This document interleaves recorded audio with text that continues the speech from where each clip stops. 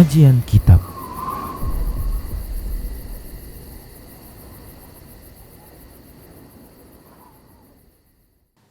Bismillah, assalamualaikum warahmatullahi wabarakatuh. Innal hamdalillah nahmaduhu wa nasta'inuhu wa nastaghfiruh wa na'udzu billahi min shururi anfusina wa min sayyiati a'malina. Man yahdihillah fala mudhillalah wa man yudlilhu fala hadiyalah. Wa asyhadu an la ilaha illallah wahdahu la syarikalah wa asyhadu anna Muhammadan abduhu wa rasuluhu sallallahu alaihi wasallam. Qala Allahu jalla wa ala ya ayyuhalladzina amanu taqullaha haqqa tuqatih wa la tamutunna illa wa antum muslimun. Ya ayyuhan nasu taqu rabbakumul ladzi khalaqakum min nafsin wahidah wa khalaqa minha zawjaha wa bassa minhuma rijalan katsiran wa nisaa'a. Wattaqullaha alladzi tasaaluna bihi wal arham innallaha kana 'alaikum raqiba. Ya ayyuhalladzina amanu taqullaha wa qulu qawlan sadida yuslih lakum a'malakum wa yaghfir lakum dhunubakum wa may yuti'illaha wa rasulahu faqad faza fawzan 'azima amma ba'd. فإن أصدق الحديث كتاب الله وخير الهدى هدى رسول الله صلى الله عليه وسلم وشر الأمور محدثاتها وكل محدثة بدعة وكل بدعة ضلالة وكل ضلالة في النار. Para muslim rahimani wa rahimakumullah, alhamdulillah, tak bosan kita selalu bersyukur kepada Allah Subhanahu wa taala atas semua pemberian dan nikmat yang telah Allah Subhanahu wa taala anugerahkan kepada kita. Tak bosan kita mengucapkan salawat dan salam untuk nabinya Muhammad sallallahu alaihi wasallam yang kita diwajibkan untuk mentaatinya, karena ketaatan kepada beliau merupakan ketaatan kepada Allah Subhanahu wa taala. Allah mengatakan, "May yuti'ir rasula faqad ata'a Allah." Maka siapa saja yang taat kepada Rasul, sungguh dia telah taat kepada Allah. Para muslim rahimani wa rahimakumullah, semoga Allah Subhanahu wa taala menjadikan kita hamba-hambanya yang senantiasa taat kepada Rasulnya sampai Allah mewafatkan kita. Para pemirsa Rosyad TV dan para pendengar Radio Medan Mengaji di mana saja Anda berada, a'azzani Allah wa iyyakum jami'ah. Kita akan lanjutkan pembahasan tentang akidah tauhid, prinsip-prinsip akidah. Seorang muslim wajib memiliki akidah seperti ini. Dan kita masih membahas tentang al-wala wal bara. Al-wala yaitu kecintaan kepada orang-orang beriman disebabkan karena keimanan mereka, membantu dan menolong mereka, berkasih sayang dengan mereka, dan tulus ikhlas di dalam memberikan nasihat untuk mereka. Itulah al-wala. Kemudian al-bara, yaitu membenci musuh-musuh Allah Subhanahu wa taala dari kalangan orang-orang kafir dan orang-orang munafik, menampakkan permusuhan kepada mereka dan menjauh dari mereka. Nah, para muslim rahimani wa rahimakumullah, ini adalah al-bara. Kita berikutnya akan menyebutkan tentang bentuk-bentuk al-wala yang disyariatkan. Kita akan menyebutkan bentuk-bentuk al-wala yang disyariatkan. Sesungguhnya banyak hal-hal yang ini termasuk ke dalam wala yang disyariatkan, bentuk loyalitas kepada orang-orang beriman yang ini merupakan disyariatkan. Berikut ini perkara-perkara yang paling penting dari bentuk-bentuk al-wala tersebut. Yang pertama adalah mencintai seluruh orang-orang beriman, orang-orang Islam yang ada di setiap tempat dari belahan bumi manapun dan yang ada di setiap zaman dari masa yang telah berlalu maupun saat ini, dan dari jenis bangsa, suku bangsa manapun. Dan kecintaan ini disebabkan karena adanya keimanan yang ada pada mereka dan ketaatan mereka kepada Allah Subhanahu wa taala. Kecintaan seperti ini para muslim rahimani wa rahmakumullah merupakan wajib, kecintaan yang wajib bagi setiap muslim untuk memilikinya. Setiap muslim wajib untuk mencintai saudara-saudara mereka dari kalangan kaum muslimin, kaum mukminin, disebabkan karena keimanan dan ketaatan mereka kepada Allah Subhanahu wa taala. Dalil yang menunjukkan hal ini adalah sebuah hadis yang diriwayatkan oleh Imam Muslim dalam kitab sahihnya dari sahabat Abu Hurairah radhiyallahu anhu yang mengatakan Rasulullah sallallahu alaihi wasallam beliau bersabda, "Walladzi nafsi biyadihi la tadkhulul jannata hatta tu'minu wa la tu'minu hatta tahabbu. Awala adullukum ala syai'in idza fa'altumuhu tahabbabtum afshus salama bainakum." Rawahu Muslim. Nabi SAW bersabda yang artinya, demi Allah zat yang jiwaku berada di tangannya, sesungguhnya kalian tidak akan masuk ke dalam surga, sesungguhnya kalian tidak akan bisa masuk ke dalam surga sampai kalian beriman, dan sungguh kalian tidak akan bisa beriman sampai kalian saling mencintai.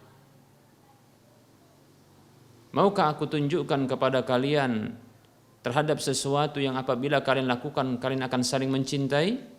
Absus salama bainakum, sebarkanlah salam di tengah-tengah mereka. Para hamba Allah rahimani wa rahimakumullah, Allah Subhanahu wa taala menjadikan syarat masuk surga lewat lisan Rasulullah sallallahu alaihi wasallam itu adalah dengan iman. Syarat untuk masuk surga Allah jadikan lewat lisan Rasulullah sallallahu alaihi wasallam itu adalah dengan iman, dan banyak dalil yang menunjukkan hal seperti ini. Banyak dalil yang menunjukkan hal yang seperti ini. Hanya orang-orang beriman yang mereka masuk ke dalam surga Allah Subhanahu wa taala. Di antara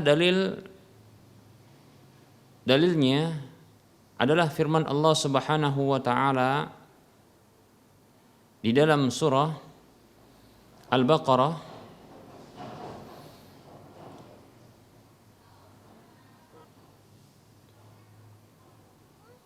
ayat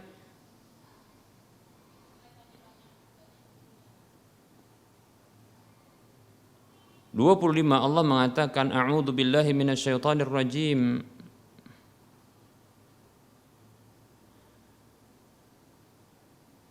Wa basyiril ladzina amanu wa 'amilus salihati anna lahum jannatin tajri min tahtihal anhar. Berilah kabar gembira kepada orang-orang beriman dan beramal saleh bahwasanya mereka mendapatkan surga-surga yang mengalir dari bawahnya sungai-sungai. Kullama ruziqu minha min samaratir rizqan qalu hadzal ladzi ruziqna min qablu wa utubihi mutasyabiha. Setiap kali mereka diberikan rizki darinya berupa buah-buahan sebagai rizki bagi mereka, mereka mengatakan ini adalah sesuatu yang kami pernah diberikan rizki sebelumnya, dan mereka diberikan dengannya yang semisal. Walahum fiha azwajum mutahharatu wa hum fiha khalidun, dan mereka mendapatkan di dalam surga tersebut istri-istri pasangan yang disucikan dan mereka kekal di dalamnya. Ini satu dari sekian banyak dalil yang menunjukkan bahwa orang beriman masuk surga dan syarat masuk surga adalah keimanan. Satu dalil dari kitabullah Al-Quran. Baik, Rasulullah SAW menjadikan syarat iman merupakan syarat masuk surga. Iman merupakan syarat masuk surga. Dan Rasulullah SAW menjadikan, dan ini merupakan ketetapan dari Allah Subhanahu wa taala dikarenakan ungkapan Nabi SAW adalah wahyu dari Allah Subhanahu wa taala. Allah jadikan lewat lisan Rasulullah sallallahu alaihi wasallam kecintaan itu merupakan syarat dari iman. Kecintaan kepada sesama muslim itu merupakan syarat iman. Wala tu'minu hatta tahabbu, kata Nabi sallallahu alaihi wasallam. Dan kalian tidak akan bisa beriman sampai kalian saling mencintai. Lihat, wajib ini bagi kita untuk mencintai sesama muslim, mencintai mereka karena keimanan mereka dan ketaatan mereka kepada Allah Subhanahu wa taala. Demikian. Dan di antara satu yang bisa memunculkan cinta itu, para muslim rahimani wa rahimakumullah, adalah menyebarkan salam. Nabi kita Muhammad sallallahu alaihi wasallam, awala adullukum ala syai'in idza fa'altumuhu tahabbtum afsus salama bainakum. Maukah aku tunjukkan kepada kalian kepada sesuatu? Maukah aku tunjukkan kepada kalian terhadap sesuatu yang apabila kalian lakukan kalian akan saling mencintai? Sebarkanlah salam di tengah-tengah kalian. Sebarkan salam para muslim rahimani rahimakumullah. Ungkapan penghormatan sekaligus doa untuk saudara seiman, doa keselamatan, doa kedamaian, doa ketentraman dan ketenangan. Assalamualaikum. Keselamatan, kedamaian, ketentraman, kesantosaan untuk kalian, wahai saudara seiman. Baik para muslim rahimani wa rahimakumullah. Ada cara yang lain untuk bisa menumbuhkan keimanan, menumbuhkan kecintaan, dan ini merupakan upaya untuk memperbagus keimanan, yaitu memberi hadiah. Memberi hadiah ini juga bisa memunculkan kecintaan. Dalam sebuah hadis Nabi SAW beliau bersabda, tahadau tahabbu, saling memberi pasti saling mencintai. Saling memberi pasti saling mencintai. Hadis riwayat Baihaqi. Baik para muslim rahimani wa rahimakumullah. Pemberian ini bisa memunculkan kecondongan hati. Pemberian ini akan membuat kecenderungan hati. Pemberian ini bisa menjadikan jatuh hati. Para muslim rahimani wa rahimakumullah. Dan itu adalah sesuatu yang real, nyata, terjadi. Betapa hati kita ini cinta kepada orang-orang yang berbuat baik kepada kita. Betapa hati kita ini condong untuk jatuh hati kepada orang-orang yang berbaik hati, yang memberi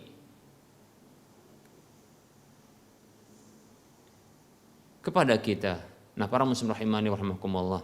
Oleh karenanya secara naluri kita itu mencintai kedua orang tua kita karena mereka adalah orang-orang yang banyak memberi kebaikan kepada kita. Begitu juga kita mencintai pasangan-pasangan kita yang syar'i bagi yang sudah menikah tentunya. Karena kebaikan-kebaikan mereka. Karena pemberian-pemberian mereka. Begitu seterusnya. Sampai-sampai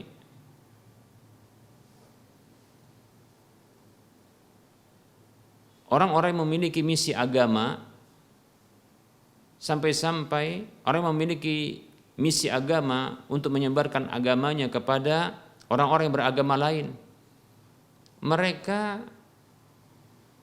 mengambil jalur ini, mereka mengambil faktor ini untuk membuat condongnya hati kepada agama mereka. Hanya dengan sekotak Indomie atau yang semisalnya. Pemberian-pemberian yang berkelanjutan ini ternyata membuat condongnya hati, meluluhkan hati dan jatuh hati. Dan akhirnya jatuh hati. Demikian. Berpindah agama kepada agama yang lainnya. Baik para muslim rahimani wa rahimakumullah. Ini tidak bisa dipungkiri, ya, bahwa pemberian ini akan membuat cinta. Demikian para muslim rahimani wa rahimakumullah. Oleh karenanya, di antara orang yang berhak untuk menerima zakat ditetapkan oleh Allah Subhanahu wa taala di dalam surah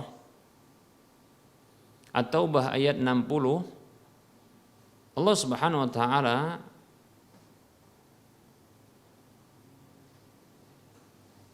memberlakukan syariat zakat itu diarahkan kepada salah satu dari 8 golongan, yaitu orang yang disebut dengan mu'allaf, yaitu orang-orang yang belum kuat imannya, orang-orang yang ada kecondongan kepada kebaikan, kepada Islam, namun belum kuat imannya. Maka disyariatkan untuk memberi bagian zakat itu untuk mereka, karena ini akan memperkuat mereka dan memperkuat iman mereka, kecintaan mereka. Demikian, ya. Allah Subhanahu wa taala berfirman, a'udzu billahi minasyaitonir rajim, innamas shadaqatu lil fuqara'i wal masakini wal 'amilina 'alaiha wal mu'allafati qulubuhum ila akhiril ayah. Sesungguhnya sedekah-sedekah wajib itu, yaitu zakat, diarahkan kepada fakir, miskin, petugas zakat dan mu'allaf yang dilunakkan hati mereka sampai akhir ayat ini. Jadi antaranya. Baik para muslim rahimani wa rahimakumullah. Pemberian ini bisa mendatangkan cinta, memunculkan cinta. Demikian. Oleh karenanya, ini bukti dari cinta, yaitu saling memberi. Dan cinta bisa juga akan dimunculkan dengan pemberian seperti ini. Demikian para muslim rahimani wa rahimakumullah, ya. Selain salam, ya, demikian, ya. Begitu juga sebenarnya hal-hal yang lain yang merupakan kebaikan ini bisa akan memunculkan cinta juga.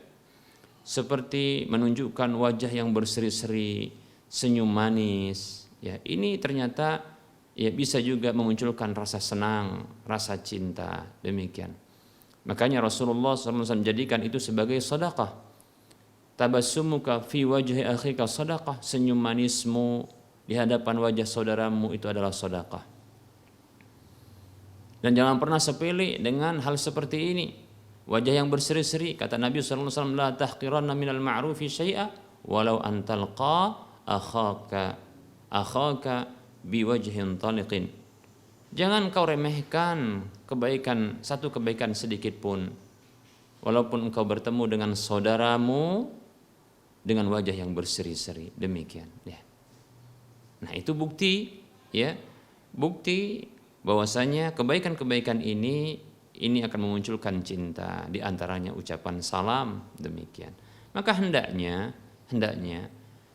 seorang muslim dan mukmin, ya, mereka memberlakukan hal seperti ini di kalangan mereka.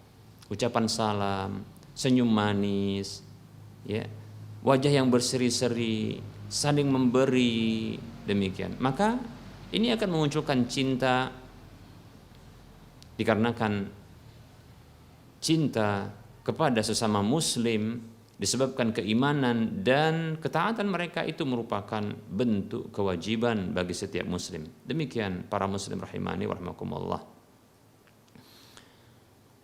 Oleh karenanya hendaknya berhati-hati bagi setiap muslim dia memusuhi, dia membenci saudaranya seiman karena urusan dunia. Hati-hati, berhati-hati kita ketika kita dalam urusan dunia kita membenci seorang muslim dan mukmin. Kita mau merangi mereka, memusuhi mereka, ya, dalam urusan dunia atau karena urusan dunia, atau mungkin karena ya fanatik buta, ya fanatik madhab kita katakan, ya, atau hanya karena ada perseteruan, permusuhan yang terjadi di antara keduanya, ya.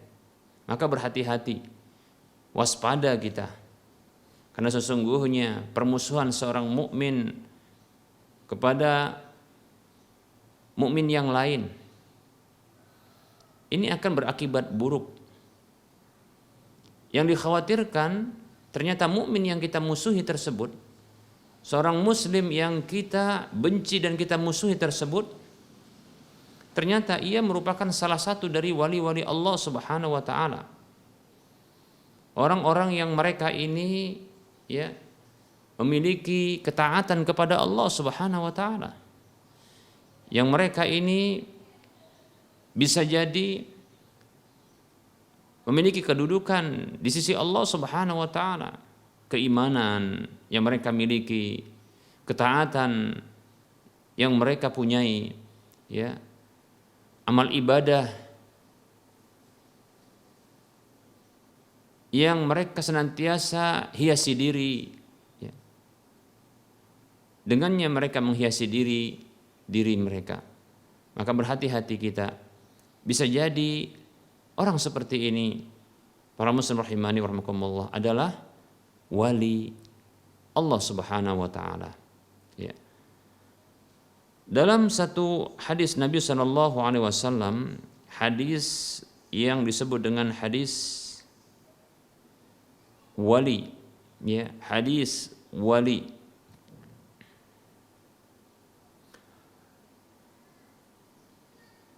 yang ini diriwayatkan oleh Imam Al-Bukhari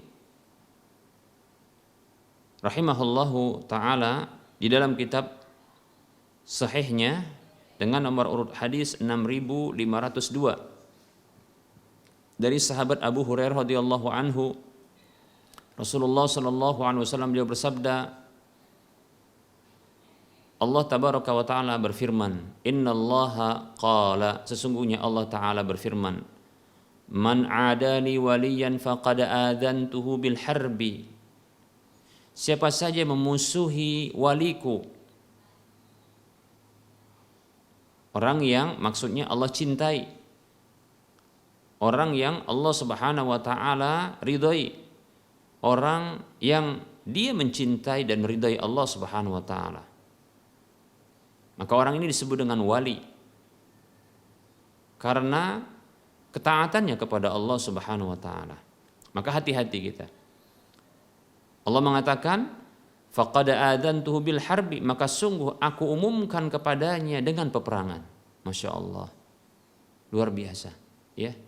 Kita mengetahui ada satu dosa yang kita takut untuk melakukannya, ada satu dosa yang kita begitu jijik untuk melaksanakannya, satu dosa yang ternyata bisa menghadirkan bentuk peperangan kepada Allah Subhanahu wa taala dan Rasulnya, yaitu riba.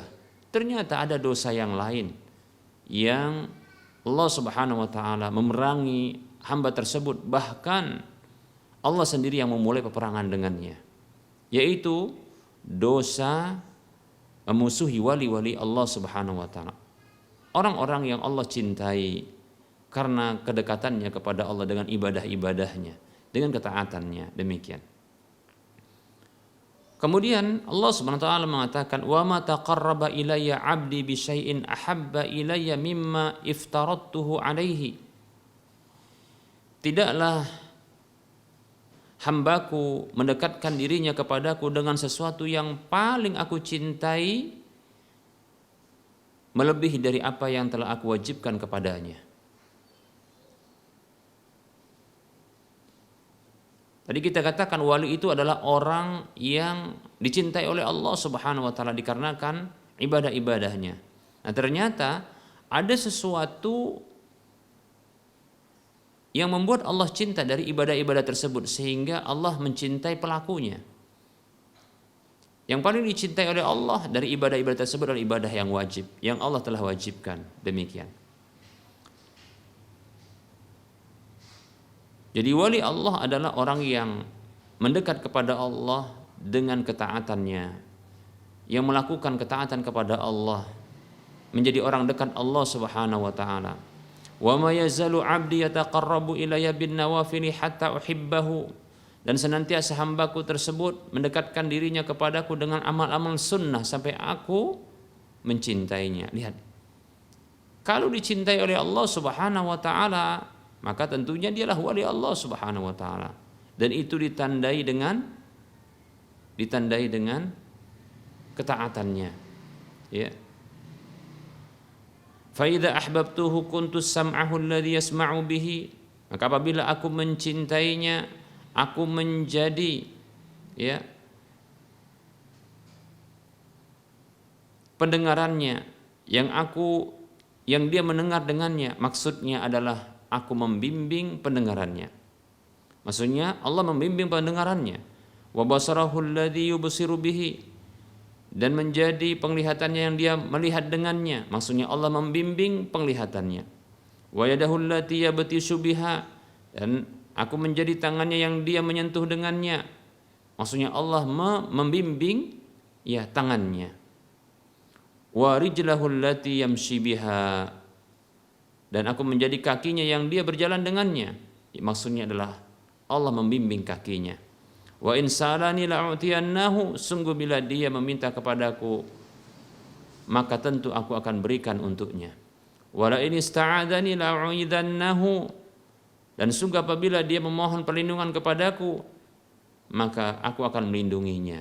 Sungguh aku akan melindunginya. Wa ma taraddadtu an syai'in ana fa'iluhu taraddudi an nafsil mu'mini yakrahul mauta wa ana akrahu masa'atahu. Tidaklah ada, ya, tidaklah aku berbolak-balik dari sesuatu yang aku melakukannya seperti berbolak-baliknya aku terhadap jiwa seorang mukmin yang dia tak menyukai kematian sementara aku tak suka untuk menyakitinya. Demikian. Baik, hadis ini hadis yang diriwayatkan oleh Imam Bukhari dalam kitab sahihnya dengan nomor urut hadis 6502. Hadis ini disebut juga dengan hadis wali. Para muslim rahimani wa rahmakumullah. Seorang mukmin dengan hadis ini, seorang mukmin yang taat kepada Allah Subhanahu wa taala, yang melakukan amal-amal wajib, yang kemudian disusul dan diiringi dengan amal-amal sunnat, ini akan membuat Allah Subhanahu wa taala cinta kepadanya, sehingga menjadi orang yang dekat dengan Allah Subhanahu wa taala, karena Allah menyebutkan di sini, hambaku senantiasa mendekat kepadaku dengan amal-amal sunnahnya. Ini menunjukkan bahwasanya amal-amal sunnah itu bisa mendekatkan diri kepada Allah. Nah, apabila telah dekat dengan Allah karena amal wajib yang dilakukannya, demikian pula amal sunnatnya, maka Allah akan mencintainya. Itulah wali Allah Subhanahu wa taala. Jadi wali Allah Subhanahu wa taala itu bukanlah orang-orang yang mereka ini melakukan perkara-perkara yang aneh, bukan. Bukanlah wali Allah itu orang yang memiliki karomah-karomah yang kata mereka, yang kata orang-orang awam, ini karomah. Bisa terbang, bisa menyembuhkan orang yang sakit, ya, bisa menghilang, ya, bisa seterusnya. Tidak. Wali Allah Subhanahu wa taala adalah orang yang beriman kepada Allah Subhanahu wa taala dan mereka melakukan ketaatan, ya, yang mereka itu melakukan ketaatan. Nah, ini sebagaimana yang ditegaskan oleh Allah Subhanahu wa taala di dalam firman-Nya.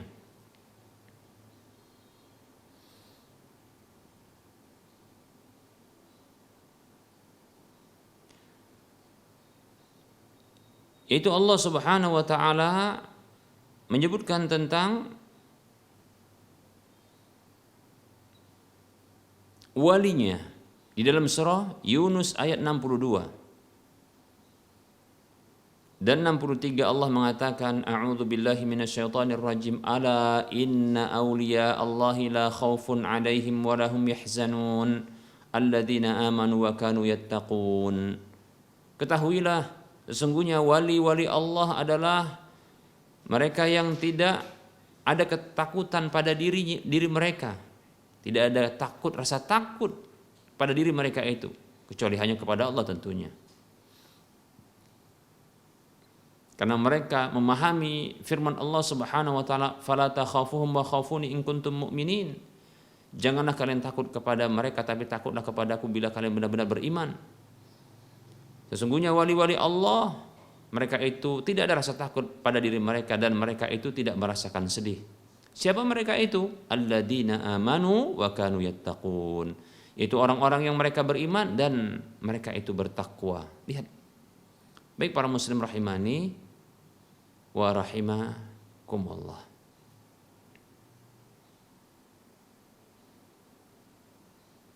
Ini adalah wali Allah Subhanahu wa taala, ya. Apabila seorang mukmin dan muslim yang tentunya mereka memiliki keimanan, lalu mereka menghiasi diri dengan ketakwaan, yaitu melaksanakan semua perintah-perintah Allah dan menjauhi seluruh larangan-larangan Allah. Amal-amal wajib, yaitu melaksanakan semua kewajiban dan menjauhi semua keharaman. Itu amal-amal wajib. Ditambah lagi diiringi dengan amal-amal sunnat, yaitu melaksanakan perintah-perintah anjuran dan menjauhi larangan-larangan yang bersifat makruh. Maka ini amal-amal sunnat. Maka ini akan membuat Allah Subhanahu wa taala cinta kepadanya karena dia terus mendekatkan dirinya kepada Allah dengan amalan tersebut. Berhati-hati kita bila ada seorang mukmin muslim seperti ini, dia punya iman, dia punya takwa, lalu kita bermusuhan dengannya. Lalu kita membencinya. Hati-hati kita. Kita bisa menjadi musuh Allah Subhanahu wa taala. Kita bisa dimusuhi oleh Allah Subhanahu wa taala. Kita bisa diperangi oleh Allah Subhanahu wa taala. Dia mengatakan, Allah tabaraka wa taala mengatakan, "Man 'adali waliyan faqad adantuhu bil harbi." Siapa saja yang memusuhi waliku, maka sungguh aku umumkan peperangan dengannya. Luar biasa. Ya. Aku umumkan kepadanya dengan peperangan. Takut kita, ya. Oleh karenanya jangan sampai kita ya bermusuhan dengan salah seorang muslim mukmin, lebih-lebih dia memiliki ketaatan. Ya, hati-hati kita. Jangan-jangan dia adalah wali Allah. Jangan-jangan dia adalah orang dekat Allah. Jangan-jangan ini akan menghasilkan peperangan dengan Allah. Siapa yang berani memerangi Allah Subhanahu wa taala? Siapa yang berani berperang dengan Allah?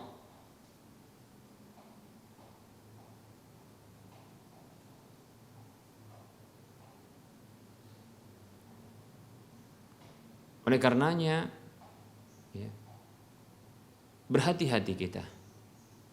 Itu disebabkan dia menjaga aturan-aturan Allah, karena dia menjaga hak-hak Allah. Dia menjaga ketakwaan kepada Allah, sehingga Allah Subhanahu wa taala pun yang akan menjadi pembelanya. Kata Nabi sallallahu alaihi wasallam, "Ihfazillaha yahfazka, ihfazillaha tajidhu tujahaka." Jagalah Allah yaitu dengan menjaga hak-haknya, menjaga batasan-batasannya. Perintah-perintahnya dikerjakan, larangan-larangan itu ditinggalkan. Itu bentuk menjaga Allah, maka dia akan menjagamu. Jagalah Allah dengan menjaga batasan-batasannya, dengan menjaga hak-haknya. Semua perintah dikerjakan, semua larangan ditinggalkan. Tajiduhu tujahaka. maka engkau dapati dia berada di hadapanmu. Lihat, Allah akan menjadi pembela bagi orang yang menjaga hak Allah Subhanahu wa taala, melaksanakan semua perintahnya dan menjauhi semua larangannya. Demikian. Maka seorang mukmin berhati-hati ketika dia memusuhi seorang muslim yang dia memiliki ketaatan, yang dia menjaga hak-hak Allah. Karena ternyata Allah pembelanya. Allah ada di hadapannya. Allah yang akan memerangi siapa saja yang memeranginya dan memusuhinya. Demikian. Masya Allah. Ya. Para muslim rahimani rahimakumullah. Takut kita. Ya. Kalau begitu tidak ada pilihan bagi kita kecuali mencintai saudara-saudara kita seiman. Hilangkan kebencian. Hilangkan permusuhan. Demikian. Selagi dia memiliki keimanan, selagi dia memiliki ketaatan, maka kita wajib memberikan kecintaan kepadanya, ya, dan maafkan segala kekurangan dan kesalahan. Semoga Allah SWT memaafkan kita pula seperti itu. Cinta yang wajib para muslim, mencintai saudara seiman. Baik para muslim rahimani wa rahimakumullah, ini di antara bentuk wala yang disyariatkan. Baik, kita cukupkan dulu untuk penyampaian materi. Ya, insyaallah taala kita akan lanjutkan pada pertemuan yang akan datang, masih membahas tentang bentuk-bentuk wala yang disyariatkan, bentuk-bentuk wala loyalitas kepada seorang mukmin muslim karena keimanan mereka yang ini disyariatkan. Demikian. Baik, kita beranjak atau melangkah kepada sesi berikutnya, yaitu sesi soal jawab. Ada pertanyaan, Assalamualaikum Ustadz, saya Ummu Salwa, ingin bertanya mengenai hukum meletakkan batu nisan. Meletakkan batu nisan atau mengelilingi kuburan dengan batu dan menanam rumput di atas kuburan sebagai penanda kuburan tersebut, apakah diperbolehkan?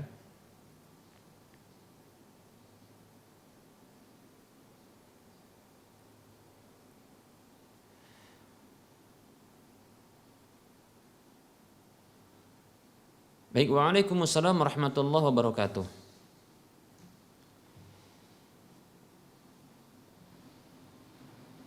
Meletakkan batu nisan ini merupakan satu hal yang disunnahkan. Meletakkan batu, ya, nisan atau batu apa saja pada kuburan, maka ini merupakan petunjuk Nabi Shallallahu Alaihi Wasallam, di mana dalam satu hadis tatkala Utsman ibnu Mad'un itu wafat dan beliau sendiri yang menguburkan, maka beliau meminta kepada para sahabat untuk mengangkat atau membawa satu bongkah batu. Kalau tidak salah, tidak ada satupun sahabat yang mampu mengangkatnya karena begitu mungkin beratnya. Maka Nabi SAW menyingsingkan lengannya, baju yang di lengannya, lalu beliau mengangkatnya dengan mudah. Ini menunjukkan begitu kuatnya Nabi SAW. Lalu diletakkan pada bagian kepala dari kuburan Utsman bin Mad'un radhiyallahu anhu wa ardah. Lalu beliau mengatakan ini sebagai tanda, ya, beliau ya menjadikan itu sebagai tanda. Jadi alamat sebagai tanda. Demikian. Ya. Demikian pula bukanlah merupakan masalah ya ketika meletakkan batu-batu kecil, ya. Ingat, batu-batu kecil yang dia bukan bangunan, yaitu susunan batu ya yang disatukan dengan semen. Karena memplester, demikian pula menyemen, itu disebut dengan membangun kuburan, dan ini dilarang oleh Nabi SAW. Ya, dalam satu hadis salah seorang sahabat mengatakan, ya, Nabi SAW melarang ya menulis-nulis, membangun kuburan dan duduk di atas kuburan, demikian. Ya. Nah, oleh karenanya meletakkan batu sebagai tanda di kuburan itu merupakan sunnah Nabi, namun dilarang memberikan tulisan. Ya. Karena dilarang Nabi SAW untuk memberikan tulisan. Ya. Lalu bagaimana untuk membuat tandanya? Maka bisa diletakkan batu yang berbeda dari kuburan-kuburan yang lain, batu-batu nisan yang lain seperti itu, tanpa harus ada tulisan. Demikian. Ya. Bisa juga dengan batu-batu kecil-kecil yang ada di sekitarnya. Ini insya Allah ta'ala dibolehkan karena tidak ada larangan. Nah demikian pula kalau seandainya menanam rerumputan, wallahu ta'ala alam, saya sendiri belum mendapatkan larangan ya tentang menanam rerumputan di atas kuburan tersebut, asalkan jangan sampai ada keyakinan yang bermacam-macam tentang rerumputan tersebut atau bebatuan tersebut, kecuali hanya sebagai tanda saja. Apabila hanya sebagai penanda saja kuburan tersebut dari yang lainnya, maka wallahu ta'ala alam, ini tidak mengapa ya, hanya Allah yang tahu tentang ya hakikat sebenarnya, wallahu ta'ala alam. Ada pertanyaan, assalamualaikum Ustadz, saya ingin bertanya Ustadz, bagaimana aturan dan cara mengadopsi anak, bagaimana sikap kita terhadap orang tua si anak? Waalaikumsalam warahmatullahi wabarakatuh. Tentunya mengadopsi anak, seorang anak itu berdasarkan izin dari orang tuanya, karena mereka yang memiliki hak terhadap sang anak tersebut. Ya, itu hak asuhnya, mereka yang punya hak. Namun apabila ya ingin mengadopsinya dan memeliharanya, maka mintakan izin kepada mereka. Namun ingat, ya tidak boleh ya memberikan sejumlah harta untuk mereka dengan maksud pembayaran anak, karena tidak boleh menjual belikan orang merdeka, ya menjual belikan orang merdeka ini diharamkan oleh Allah Subhanahu Wa Taala, demikian, ya tidak boleh.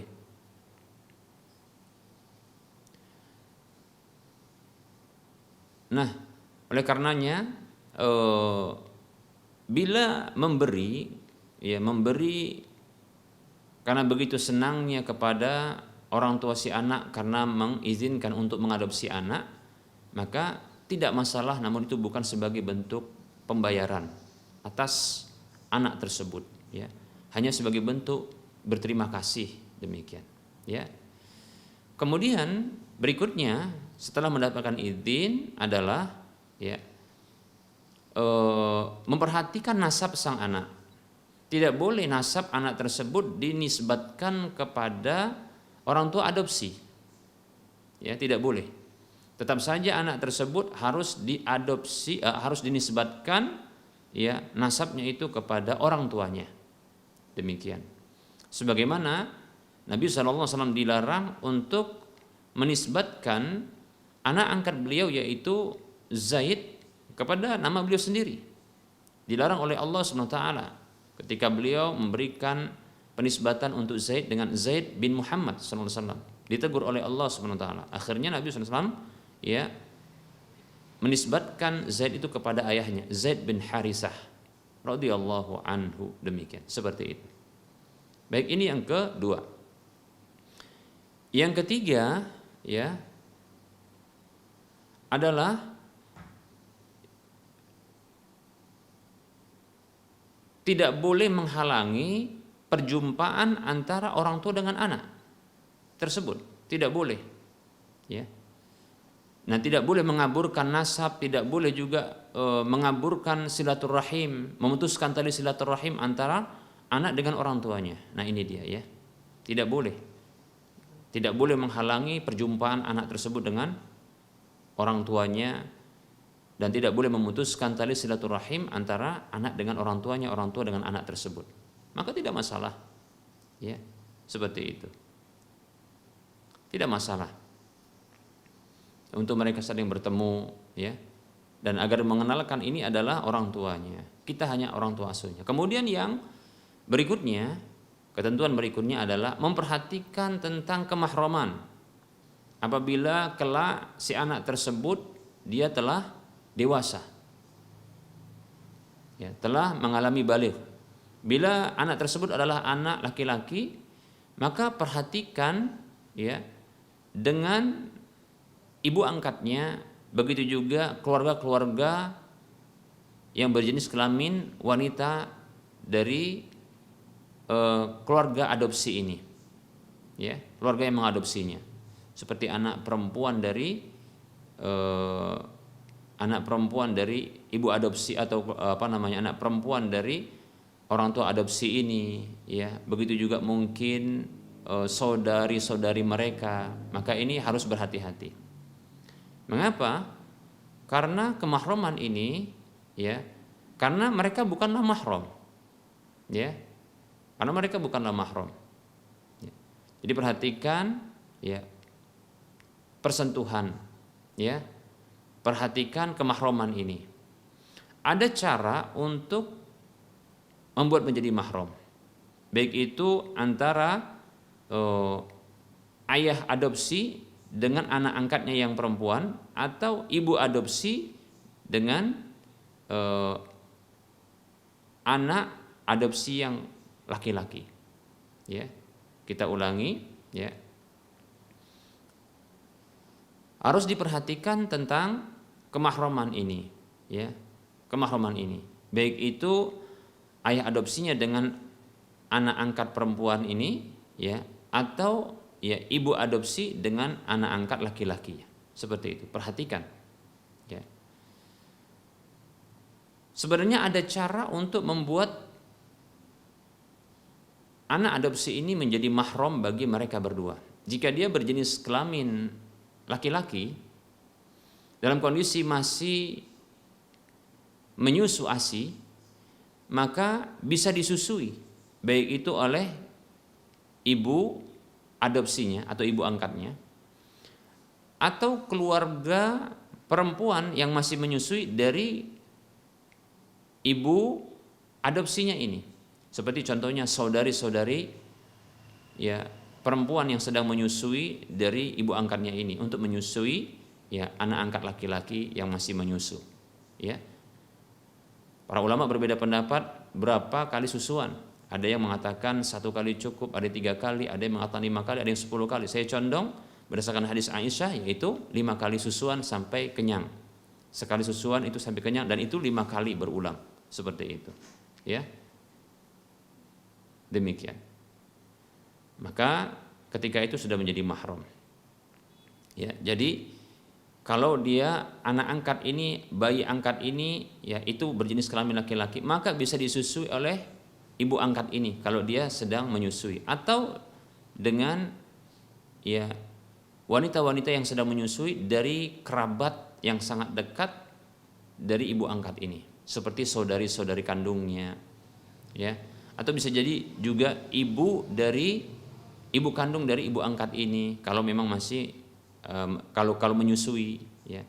Atau anak kandung, atau bibi, ya, bibi dari ibu angkat ini, ya, yang sedang menyusui, dan seterusnya, ya. Sehingga ini akan menjadi mahram antara keduanya. Demikian. Apabila bayi tersebut adalah bayi perempuan dan masih menyusu, maka bisa disusui, ya, oleh saudari-saudari kandung dari ayah angkatnya, atau kita katakan adalah bibi, ya, dari ayah angkat ini, bibi kandung, ya. Atau anak kandung kalau masih masih menyusu. Kalau seandainya mungkin dia masih menyusu, demikian. Seterusnya, yang jelas wanita-wanita yang sedang menyusu ini adalah wanita-wanita yang menjadi kerabat dekat dari sang ayah angkat ini. Ketika bayi yang mau diangkat diadopsi ini adalah berjenis kelamin wanita, seperti itu. Sehingga ini akan muncul kemahraman dari jalur sepersusuan, dari jalur persusuan, demikian, seperti itu. Ya. Nah, apabila tidak, maka perhatikan ya kemahroman ini, ya. Memperhatikan persentuhan, memperhatikan berduaan, ya. Kedekatan dan pemeliharaan adopsi tidaklah menjadikan ini mahram. Ya, karena kemahroman ini sebabnya ada 3. Yang pertama adalah nasab. Kalau kita katakan adalah karena saudara. Kemudian yang kedua adalah karena pernikahan, seperti antara mertua dengan menantu, menantu dengan mertua, seperti itu. Kemudian dikarenakan sepersusuan. Ya, demikian. Ini sudah kita jelaskan tadi, seperti itu, ya. Adapun sekedar adopsi saja, ya, maka tidak. Demikian. Perhatikan persentuhan, karena ada ancaman dari Nabi SAW. Kata Nabi SAW, la an yuta'ana fi ra'si ahadikum bimikhyatin min hadidin khairun lahu min an yamassa imra'atan lam tahilla lahu. Hadis riwayat Tabrani. Sungguh ditusuknya pada kepala salah seorang di antara kalian dengan pasak dari besi itu lebih baik baginya ketimbang dia menyentuh wanita yang tidak halal baginya, seperti itu. Dan jangan pula berduaan dengannya. La yakhluwanna ar-rajulu bimra'atin illa wa ma'aha dzu mahramin. Tidak boleh seorang laki-laki berduaan dengan seorang wanita kecuali bersamanya ada mahramnya. Begitu juga jangan sampai dia bersafar, ya, dengan orang yang bukan mahramnya tentunya. Ya. La tusafiril mar'atu illa ma'adhi mahramin. Tidak boleh wanita itu bersafar kecuali dengan mahramnya. Nah, seperti itu. Ya. Maka hati-hati. Ya. Demikian, semoga bermanfaat. Wallahu a'lam.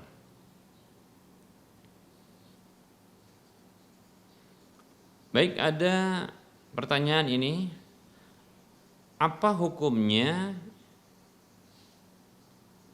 memajukan pagar rumah sedikit melebihi batas tanah sekitar 30 cm ya, 30 cm agar bisa menjaga kendaraan dalam rumah terutama dari gangguan tikus. Bukan maksudnya bertujuan untuk mengklaim kelebihan batas tanah tersebut menjadi miliknya, hanya sekedar untuk menjaga kendaraan tersebut, ya. Kelebihan batas tanah tersebut yang digunakan ini adalah untuk saluran air, bukan jalanan umum. Baik, bagaimana Ustaz? Baik, ya.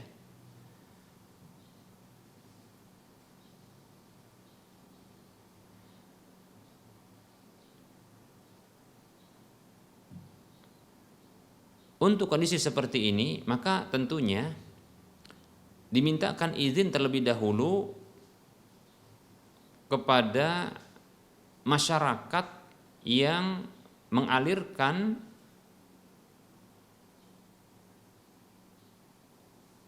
air mereka itu ke drainase ini, ya, ke drainase ini, ya. Karena dikhawatirkan nantinya ketika melakukan pembersihan drainase ini, saluran air ini, itu terhalang bangunan tersebut, itu terhalang oleh ya bangunan tersebut kita katakan, ya, ya pagar tersebut, ya, demikian. Dikhawatirkan ini akan menyulitkan bagi mereka untuk membersihkan pagar tersebut. Nah, tentunya pagar ini di atas dari drainase, itu dipahami. Tapi kalau seandainya itu melewati, ya, artinya drainase tertutup dikarenakan pagar ini, maka ini merupakan bentuk kedzaliman, ya, seperti itu. Nah, adapun kalau bangunan pagar ini berada di atas drainase, ya, dan ini butuhnya untuk dilihat apakah ini menyulitkan bagi orang untuk membersihkan drainase tersebut, saluran air itu, ataukah tidak, ya. Maka ini butuh izin dari masyarakat setempat, ya, demikian. Barangkali yang seperti ini tidaklah menjadi masalah bila tidak ada hambatan dan tidak merugikan sedikit pun, ya, tidak merugikan sedikit pun, dan ini bukan merupakan klaim untuk memiliki ya tanah ya batas tanah tersebut yang telah lewat ya dari batas tanah yang dimiliki pribadi, demikian ya. Nah, jadi diperhatikan apa namanya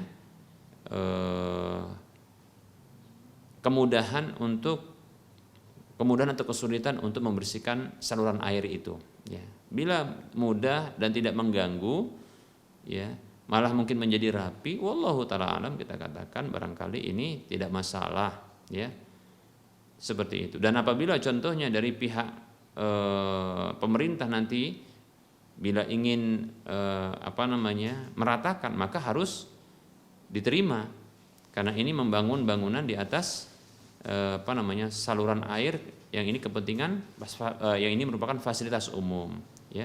Wallahu taala a'lam. Ada pertanyaan, bismillah.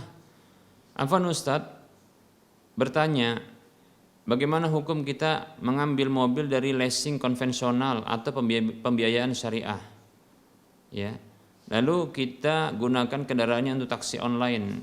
Jazakallahu khairan Ustadz.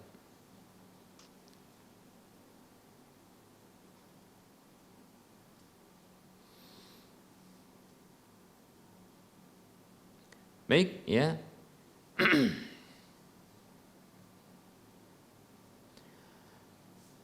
Leasing konvensional tentunya transaksi yang mereka berlakukan di dalam jual beli dengan cara kredit seperti ini tentunya dengan cara yang konvensional pula, yaitu keberadaan leasing ini sebagai pihak ketiga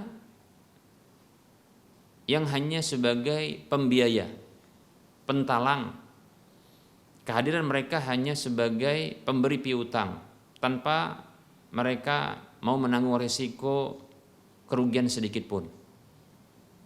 Dan mereka bukan sebagai pembeli barang tersebut atau mobil tersebut, bukan. Ya, mereka hanya sebagai pentalang, ya, sebagai ya pemberi hutangan kepada calon customer pembeli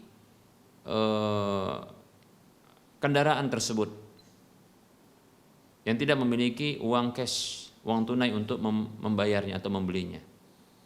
Nah, mereka hadir ya untuk mentalanginya, memberikan hutang kepada calon-calon customer seperti ini, demikian.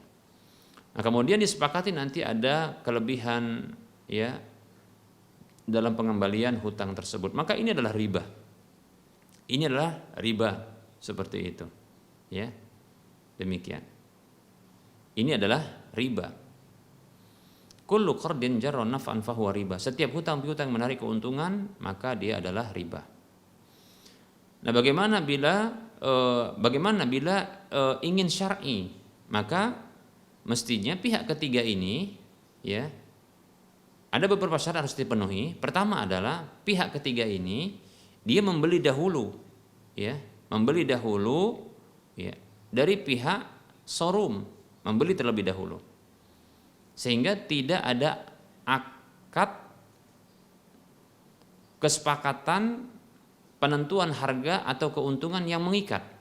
Ini dia dari pihak ketiga, yaitu leasing ini ya, atau yang semisalnya, yang dia menetapkan harga yang mengikat atau keuntungan yang mengikat kepada calon customer, calon pembeli. Tidak boleh. Kemudian yang kedua adalah ya berpindah kepemilikan terlebih dahulu dari showroom ya pemilik kendaraan itu kepada si leasing pihak ketiga. Dia beli terlebih dahulu dan berpindah kepemilikannya kepadanya. Nah, setelah itu baru dia bertransaksi. Dan di sini harus ada hak khiyar, ini syarat ketiga, yaitu ada hak khiyar, itu hak memilih ya untuk melanjutkan atau membatalkan jual beli bagi calon customer ini. Ya, bagi calon customer ini, ya calon pembeli, dia boleh untuk membatalkan bila contohnya ternyata harga yang ditawarkan ini terlalu tinggi. Lalu dia tidak berkenan untuk melanjutkan jual beli, maka harus ada hak khiyar, ini harus diberikan. Nah, apabila ketiga syarat ini dipaksakan, yaitu tadi dikatakan ya terjadi penentuan harga yang mengikat atau keuntungan yang mengikat. Begitu juga ya tidak ada berpindahnya kepemilikan dari showroom kepada leasing. Ya. Kemudian tidak ada hak khiyar. Ini berarti jual beli yang terjadi sebelum barang dimiliki. Ini tidak boleh. La tabi' ma laysa 'indak, kata Rasulullah SAW. Tidak boleh. Jangan engkau menjual barang yang tidak engkau miliki. Demikian. Seperti itu. Maka harus berpindah dulu kepemilikannya kepada si leasing ini. Dia beli dulu, dia beli dan berpindah. Nah, kalau dibeli namun belum berpindah kepemilikannya, ini juga tidak boleh. Kata Nabi SAW, "Man ibta'a ta'aman fala yabi'hu hatta yaqbidahu." Siapa saja membeli makanan, Ibnu Abbas mengatakan segala sesuatu itu seperti makanan. Ya. Maka siapa saja membeli segala sesuatu termasuk makanan, ya, fala yabi'hu, kata Nabi SAW, maka janganlah dia menjual kembali hatta yaqbidahu, sampai dia ya menerimanya, baru dia jual ketika itu. Demikian, ya. Nah, syarat yang keempat, setelah yang ketiga tadi ada hak khiyar, syarat yang keempat adalah ya tidak ada denda keterlambatan dalam nanti pembayaran cicilan tersebut, ya, tidak boleh ada. Kalau ada maka ini riba yang lainnya, ya. Itu riba hutang piutang juga. Bahkan ini riba yang disebutkan oleh orang-orang jahiliyah dahulu, anzirni azidka, berikan tangguh kepadaku, aku akan menambahkan untukmu. Demikian, ya. Seperti itu. Adapun bila terpenuhi syarat ini, ya, lalu digunakan untuk taksi online atau untuk apa saja, maka halal. Demikian, ya. Wallahu ta'ala alam wa anta fajazakallahu khairah. Ada pertanyaan, Assalamualaikum Ustadz, mau bertanya bagaimana tata cara sholat tahajud bagi perempuan ataupun laki-laki, apakah diharuskan bacaannya dikeraskan atau dipelankan? Waalaikumsalam warahmatullahi wabarakatuh. Nabi Muhammad SAW pernah bertanya kepada dua sahabat, yaitu Abu Bakar dan Umar radhiyallahu anhuma, tentang sholat malam mereka. Ya, adapun Abu Bakar, beliau sholatnya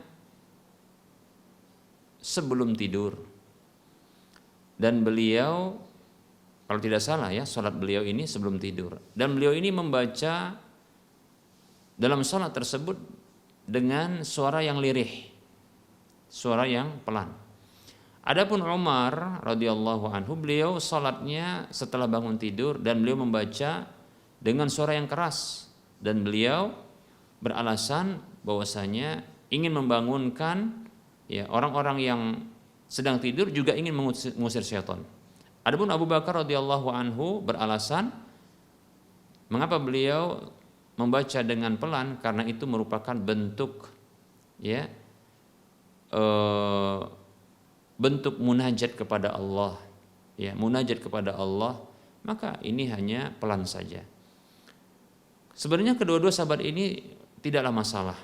Maka Nabi SAW memerintahkan kepada Abu Bakar untuk menambah keras sedikit bacaannya, dan kemudian memerintahkan kepada Umar radhiyallahu an untuk memelankan sedikit bacaannya. Demikian, seperti itu.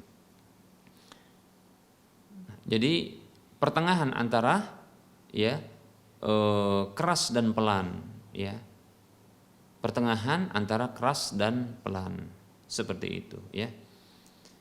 Bagi laki-laki demikian pula bagi perempuan. Adapun bagi perempuan maka ya ini sebaiknya jangan sampai suaranya itu keluar rumah, ya, supaya tidak memunculkan ya syahwat dan fitnah bagi laki-laki yang barangkali di luar rumah itu sedang berada di sekitar luar rumahnya, demikian, ya, atau orang lain, ya, karena memang wanita itu adalah fitnah bagi laki-laki, ujian bagi laki-laki. Kata Nabi SAW, ma taraktu ba'di adarra la ma taraktu ba'di fitnatan ad-dharra 'ala rijali minan nisa. Kata Nabi sallallahu alaihi wasallam, tidaklah aku tinggalkan sepeninggalku sebuah ujian yang paling memudaratkan bagi laki-laki kecuali wanita, melainkan wanita. Demikian. Nah, oleh karenanya untuk wanita secara khusus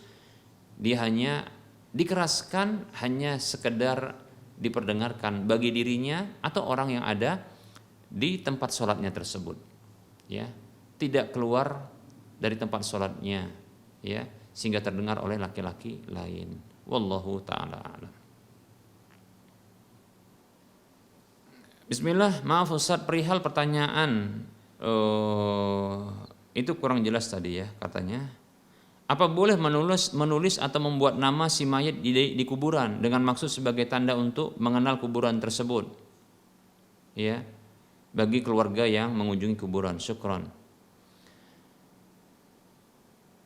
Tidak boleh menulis, ya, karena Nabi SAW melarang, ya, nahan Nabi SAW, ya, anil qabri an yuktaba, ya,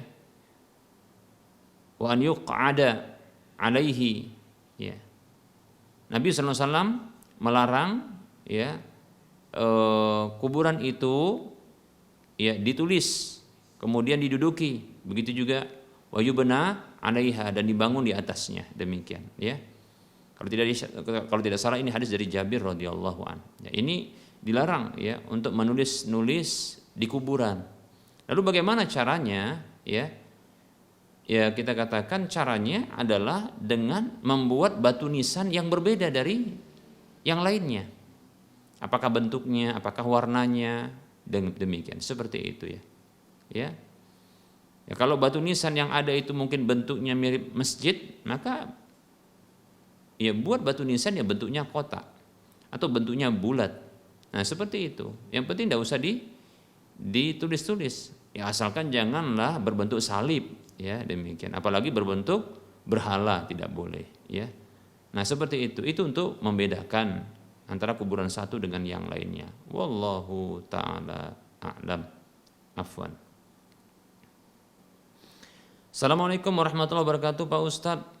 Mohon petunjuknya karena di setiap saya ibadah seperti selalu ada saja membisikkan di telinga saya agar saya membatalkan sholat, dan hampir-hampir kadang saya tumbang, kadang hampir saya tumbang. Pikiran saya nggak menentu. Mohon bimbingannya Ustadz. Ya. Assalamualaikum warahmatullahi wabarakatuh.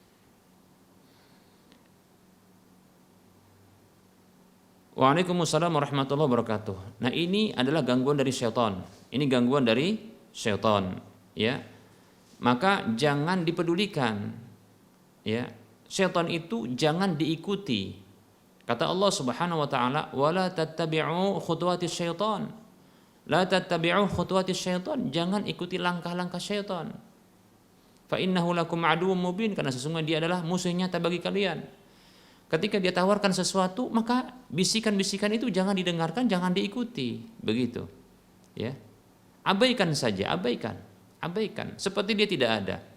Ya, seperti kita mengabaikan dering handphone, ya, seperti kita juga ketika mengabaikan suara musik yang ada di tetangga kita. Nah, seperti itu, abaikan. Tidak usah didengarkan, tidak usah diperhatikan apa yang diinginkannya. Ya. Seperti itu. Nah, kalau dia terus membisikkan, dia datang untuk mengganggu, dibolehkan untuk meludah ke arah kiri dengan berta'awudz, ya, yaitu a'udzubillahi minasyaitonirrajim sambil meludah ke arah kiri. Wallahu ta'ala alam, seperti itu. Ya. Wallahu ta'ala alam, ya. Minta doa kepada Allah Subhanahu wa taala dari gangguan syaitan senantiasa, ya.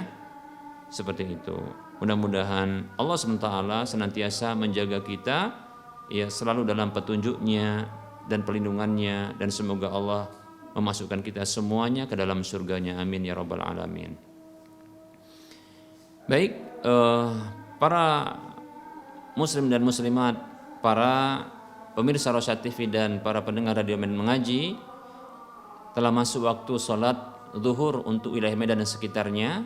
Kita cukupkan kajian kita pada pertemuan kali ini. InsyaAllah ta'ala kita akan lanjutkan pada waktu mendatang Mohon maaf atas segala kekurangan dan kesalahan. Kepada Allah saya mohon ampun. Kepada para pemirsa dan para pendengar sekalian saya mohon maaf. Wassallallahu ala Muhammad wa ala alihi wa ashabihi ajma'in. Subhanakallahumma wa bihamdika asyhadu an la ilaha illa anta astaghfiruka wa atubu ilaika walhamdulillahi rabbil alamin. Wassalamualaikum warahmatullahi wabarakatuh.